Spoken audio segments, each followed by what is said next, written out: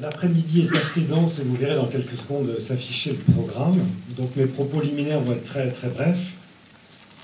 Et d'une certaine manière un peu complice, puisqu'il y a dans la salle beaucoup de visages qui me sont non seulement sympathiques, mais très connus, très familiers, visages rencontrés dans des tas d'autres circonstances, et pour avancer ensemble, non seulement sur la quête qui n'aura jamais de fin, la quête de la science, mais la quête de nos entreprises qui se créent, qui se développent, et dans un environnement favorable.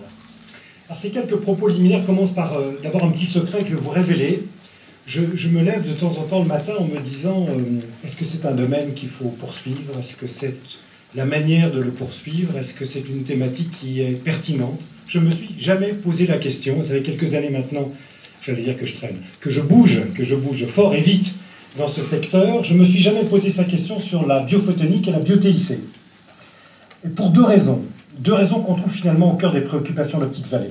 Et la première, c'est que la demande est là, la demande de soutien médical, de traitement, de diagnostic, de thérapeutique, et vous êtes au cœur des préoccupations qui nous légitiment chaque jour. Et puis la deuxième raison, qui rend pertinente et de mon point de vue, qui écarte les états d'âme qui pourraient nous saisir tous les jours, c'est que l'offre technologique, ce qui nous permet d'avancer dans les solutions thérapeutiques, elle est là et elle est chaque jour un peu plus riche, et autour de l'optique, de l'électronique et du logiciel se dessinent des solutions encore inespérées il y a quelques années, qui nous font imaginer que les solutions de demain répondront aux problèmes que j'évoquais il y a quelques secondes et qui se posent de façon de plus en plus prégnante, les problèmes médicaux que cette société un peu vieillissante est en train de commencer à affronter. Le deuxième petit propos que je voudrais vous tenir, et c'est pour moi très important, le fait que si toutes les technologies sont respectables, certaines concernant les sciences de la vie sont particulièrement pertinentes. Et si on s'approche de la médecine et des pratiques des médecins, on s'aperçoit que la masse de données à traiter, on s'aperçoit que la difficulté d'interpréter les résultats, on s'aperçoit que pour ce qui concerne la simulation ou le traitement de l'image, on a là des solutions possibles qu'on n'imaginait pas encore il y a peu de temps. Donc non seulement pertinent, non seulement technologiquement envisageable, mais en plus possible compte tenu de ce que sont les technologies optiques, logicielles et électroniques. Troisième petite chose qu'il faut toujours avoir en tête, où on va? Qu'est-ce qu'on essaye de faire? Avec quel but? Quelle ambition stratégique? Dit simplement et rapidement, notre ambition, c'est évidemment de développer des technologies existantes, des applications existantes, et d'en inventer de nouvelles.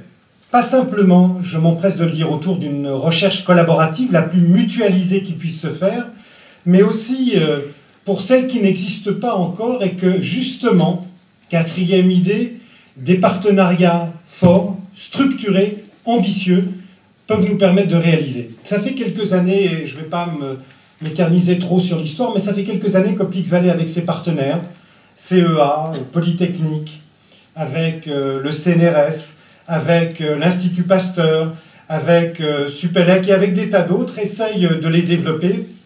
Essaye de les développer, pas simplement parce qu'on croit qu'en foule on est meilleur, mais tout simplement parce qu'en foule complémentaire on est meilleur. Et il y a dans la salle, les gens qui composent chacune de ces équipes peuvent, parce qu'ils sont ensemble en train de découvrir la recherche, parce qu'ils sont ensemble en train de découvrir des thèmes, d'inventer des startups qui demain donneront des entreprises industrielles en plein développement, la preuve que le cluster, ici, le pôle de compétitivité, ailleurs, sous un autre nom et sous une autre forme, une initiative mutualisée, apporte des réponses.